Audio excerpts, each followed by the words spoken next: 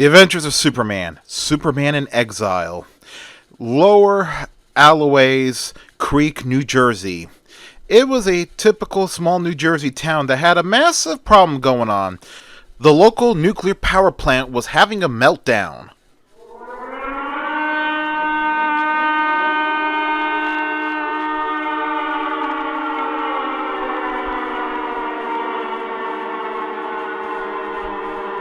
All the non-essential plant workers evacuated, except for a small dedicated team of engineers who were trying to stop the meltdown from happening. One of them was going by the name of Julius Harris, and he says to another of the engineers standing next to him, "It's no use, man.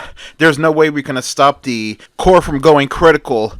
Get on the phone and warn the authorities to put out a bulletin for everyone within a 500-mile radius to evacuate." Meanwhile, in Metropolis, Delaware, in the Daily Planet building, it was a normal day like any other. Jimmy Olsen was walking down the hallway when a heavy-set, middle-aged man with an accent comes up to him and he says, good afternoon. My name is Joseph Fetterman. I'm here to see a Clark Kent, or if he's not available, then the Lois Lane. Jimmy answers the man, "Well, I could take you to both of them," and then he tells the man to follow him. Well, Jimmy and the man enter the newsroom, and the newsroom was just busy with the normal hum of all the reporters working, when all of a sudden, Perry White comes racing out of his office, and he starts saying, "Ladies and gentlemen, listen to me. We have a big problem." One of the reporters asks, "What's wrong, Mr. White?" And Perry White answers back, "We all have to evacuate the city.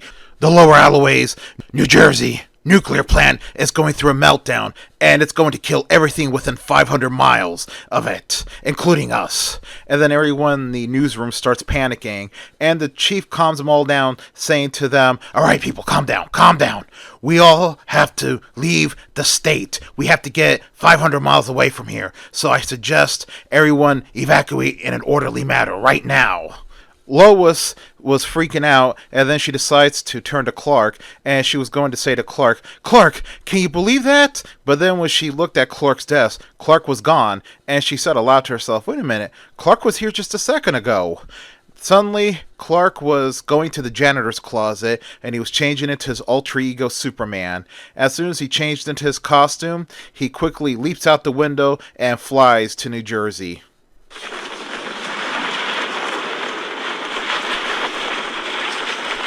Superman finally makes it to the nuclear plant in New Jersey, where Harris screams, "Oh, thank God, Superman, you're here." He goes on to explain to Superman what was going on and what needed to be done, and Superman says to Harris, "I got this." And Superman goes into the core, and then he quickly begins to use his freeze breath to cool down the core.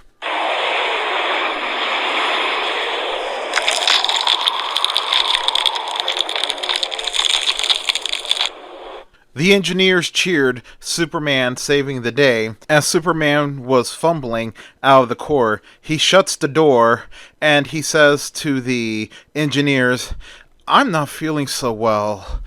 The engineers were going to approach Superman when Superman says, No, guys, stay away. I have a very bad feeling." And then he says to Julius Harris, "Mr. Harris, get me a Geiger counter, please. Hurry." So Harris quickly runs to get the Geiger counter, and he puts it on the ground. He turns it on, and he kicks the Geiger counter to Superman, and the Geiger counter starts going off.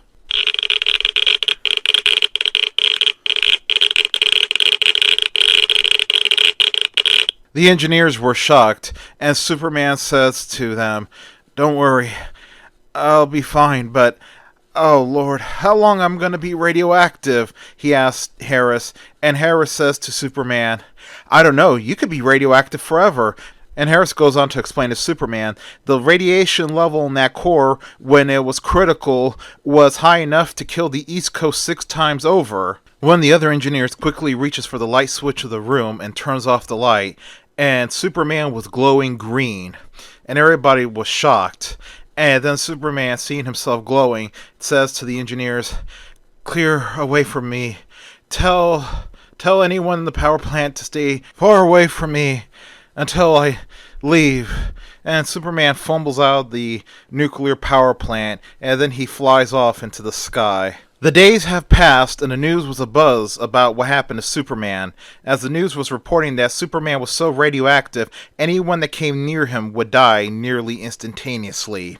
Back at the Daily Planet, White was having his meeting with his reporters, telling them on the update that was going on with Superman, as he was explaining to them, "Well, ladies and gentlemen, it's simple. Superman's disappeared. Clark Kent's been on the story since it broke out, and he's over in the far section of North Carolina, and he said that Superman's disappeared somewhere over the Blue Ridge Mountain. That was the last email received from Clark 3 days ago." After the meeting was over, Jimmy goes up to Lois and he says to Lois, "Gee, Miss Lane, I'm really worried about Mr. Kent." And Lois says, "I'm worried about him too, Jimmy. I hope he knows what he's getting into, and I hope he can find Superman and find some way to help the poor guy." Meanwhile, in a remote cabin out in the Blue Ridge Mountain, it was a nice cabin that was solar powered, and in there was Superman.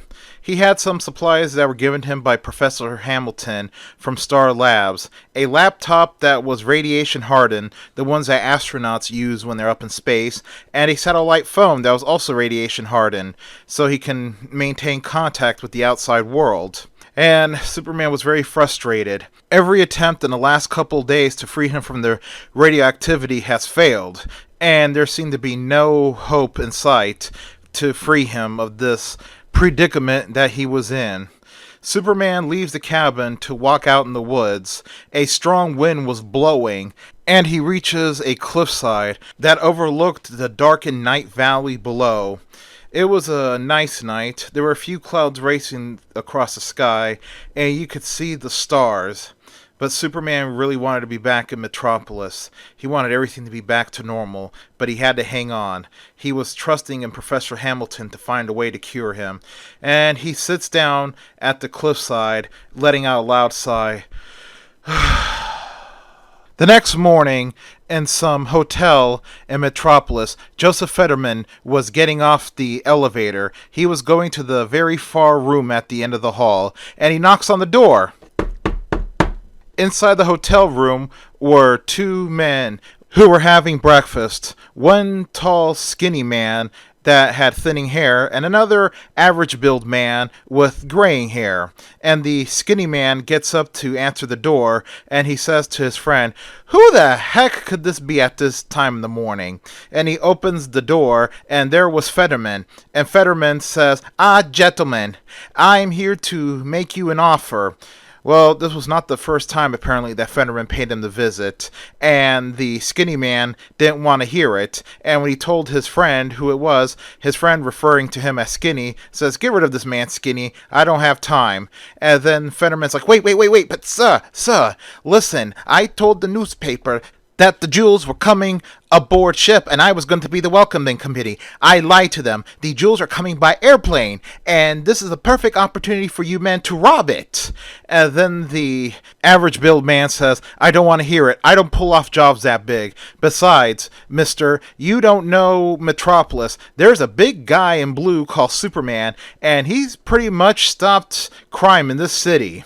And then Fetterman says to the average build man, "But my friend, you didn't see the news or read the newspaper?" And the skinny man says to Fetterman, "Oh, Mac, let's get out of here. He doesn't have time to see the news." And then Fetterman reaches in his overcoat to pull out a copy of the Daily Planet, and he tosses it on the table in front of the average build man. The average build man grabs a newspaper and opens it up, and he sees the front page headlines, "Superman in Self-Imposed Exile" by Clark Kent, and then he signals his friend Skinny not to throw out Fetterman, and the average build man begins to read a little bit of the article aloud to his friend, saying, "Superman has placed himself in self-imposed exile following the near-nuclear catastrophe Monday that has left him highly radioactive. His current whereabouts is somewhere in the Appalachian Mountains." And then the average build man folds the newspaper back up, and he looks to his friend Skinny and Fetterman, and he says to them, It looks like Superman's finally out of our hair. And then the average Bill man asks Fetterman, how much did you say those jewels are worth? And Fetterman answers back, worth a king's ransom. And the average Bill man says to both men, well, guys, let's start planning. And he lets out a big grin. Meanwhile, back at the cabin, Superman was just frustrated. He was sitting down on the couch reading a book, but the book that he was reading was not entertaining him. Suddenly, the satellite phone goes off. Superman answers the phone, hello? And it was Professor Hamilton. And Professor Hamilton asked Superman, so did it work? And then Superman asked him, which one? The one where you grounded yourself with iron ore. And Superman says to Professor Hamilton, yes, I found a deposit and I drilled right into it. I don't know if it worked or not. Give me a moment. Let me see. So Superman puts the phone on the table. He gets up and he walks over to the far end of the cabin. There was a small group of potted plants that were put there to test the radioactivity of Superman. So Superman reaches for one of the potted plants, and the plants began to die. And Superman, frustrated, goes back to the phone, and he says to Professor Hamilton, no, Professor, I'm still quite radioactive. And Professor Hamilton says to Superman, well, don't worry. In the morning, we're going to airdrop you a special acid we've been working on. I have more faith in this theory than the grounding the iron ore. And he also says to Superman, don't worry, Superman. We have all the top scientists in North America working on curing your problem. Well, the next day, Professor Hamilton called Superman to see if the acid did the trick of neutralizing the radiation, and Superman once again checked with one of the potted plants, and the plant died, and Superman says to Professor Hamilton, no, it didn't work. And then Professor Hamilton says, well, I received some information I hope will help. And then he proceeds to read Superman the email. He says to Superman, this is from a Professor Fisher in Vancouver, British Columbia, and he reads the email. I have found a way of possibly neutralizing the effect of the radiation. The only way to remove the radioactivity from Superman is to find a counteracting shock. What kind of powerful counteracting shock? I do not know. And the email ends, and Superman lets out another loud sigh. And Professor Hamilton says to Superman, don't worry, we'll figure it out. And then before Professor Hamilton hung up on Superman, he had remembered something, and he says, Superman, wait a minute. Before I forget, did you see the news lately? And Superman says to Hamilton, yes, I've read the news that crime is skyrocketing in Metropolis. Since my exile, I really don't need to be reminded about that, said Superman to the professor, and the professor apologized and hung up. Meanwhile, back at the Daily Planet, it was nighttime, and Lois was working late as she was typing away on the computer. Suddenly, she was startled by Fetterman walking up to her, and she says, oh, it's you, Mr. Fetterman. And Fetterman says, yes, Miss Lane, it is me, and I was going to ask you, why are you not at the dock covering the arrival of the jewels? And then Lois explains to Fetterman, well, sir, the editor's already assigned another reporter to it and a photographer, and they're at the docks right now. And then Fetterman reveals to Lois that it was all a ruse, and he says to her, oh no, Miss Lane, it is not coming on the ship. It was a simple ruse to avoid robbery. It is coming tonight on an airplane, and I wish for you to cover it. Lois is like, well, Mr. Fetterman, I'm doing a much more important story right now. And then Fetterman says to Lois, more important than the arrival of the crown jewels to the United States, to Metropolis? Lois says, fine, I'll cover the story and I'll finish the other one I'm working on tomorrow morning. So she grabs her purse and Fetterman goes to call for a taxi on his cell phone. And the two walk downstairs, and there was a car in front of the building, but it was not a taxi. And Fetterman says to her, oh, I'm sorry, Miss Lane, this was not really a taxi. These are my friends, associates from the embassy, you see. Lois gets into the car, and 5 minutes within the car ride, she found out that the two men in the car were not with the embassy. and that she was being kidnapped. And the average Bill man revealed his plan to Lois Lane, saying to her, "Well, you see, Miss Lane, we figured that even though Superman is radioactive, we figured that when word got out of the crown jewel robberies, he wouldn't care about killing us with his radioactivity. So we figured if one of his friends was with us, he wouldn't dare to lay his hands on a hijacked plane." And the average build man quickly pulls out a gun and points it to Lois, saying to her, "Don't try anything stupid, Miss Lane. I wouldn't want to hurt such a pretty woman like you." Meanwhile, back in Superman's cabin, Professor Hamilton was on the phone with Superman, telling him all that had gone down, and Superman was just angry, saying, "Well, Professor Hamilton, I cannot do nothing." And Superman hangs up on Professor Hamilton, and he begins to pace back and forth nervously, trying to figure out how to save Lois. To soothe his jangled nerves, Superman goes over to the radio on the fireplace mantle and turns it on. One of the local stations just got done playing a song, and there was a weather report coming on, saying, "Ladies and gentlemen, for those of you who are just tuning in, there is a severe thunderstorm warning tonight for the Appalachian Mountains, specifically the Blue Ridge Mountains. This is the same storm front that has swept through the Midwest and caused widespread damage." Superman turns off the radio. He didn't want to hear it.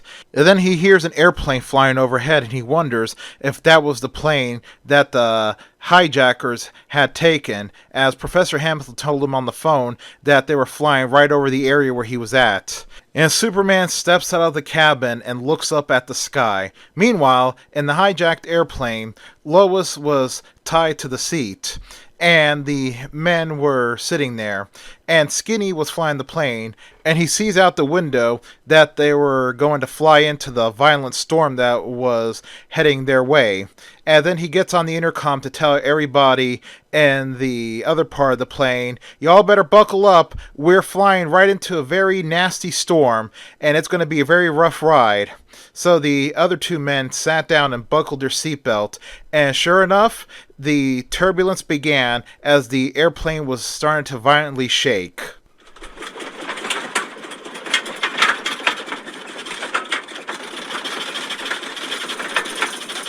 Meanwhile, back at Superman's cabin, Superman was sitting down on the couch reading a book when he heard the loud crackle of thunder.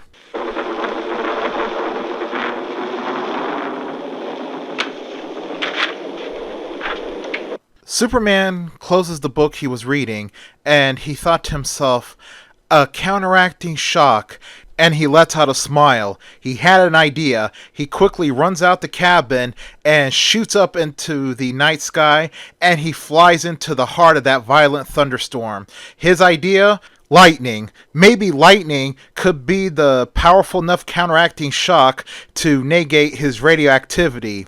Well, he flew through the most violent part of the thunderstorm.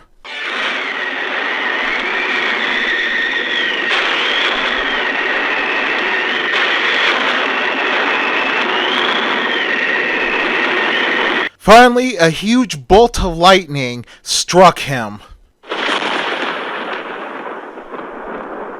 And Superman looks at himself, and his green glow was gone.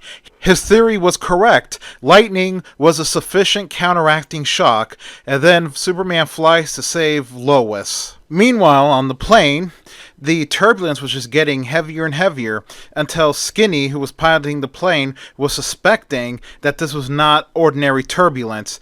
And so did the average build man. And he runs up to the cockpit, where Skinny addresses him by his name finally, saying, "Larry, I don't think this is normal turbulence. I think Superman's involved." And Larry says to Skinny, "I doubt that." And Skinny says to Larry, "Well, anyways, Larry, I don't want to risk it. I see a roadway there. I'm going to make an emergency landing and check just in case." So Skinny makes an emergency landing on an old highway, and then he gets ready to step outside. As he opens the door, suddenly there was a gun pointing at him. Skinny quickly takes several steps back as the man holding a gun steps into the plane. It was the highway patrolman, and he sees the three criminals, and he sees Lois tied up. and he tells the three criminals, "All right, men, stand by the entryway of the cockpit, hands in the air, don't make any sudden movements." As the highway patrolman goes further inside the plane to untie Lois, behind him was his partner who also had his gun drawn. They finally free Lois, and Lois, looking at the highway patrolman's jacket, sees that she was in Tennessee.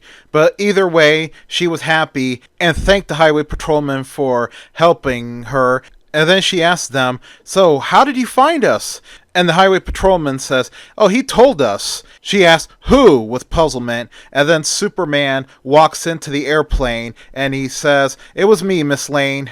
I was able to rid myself of the radioactivity in time to save you." Lois's face lights up with the biggest smile, and she quickly runs over to Superman and gives him a tight hug and a big kiss.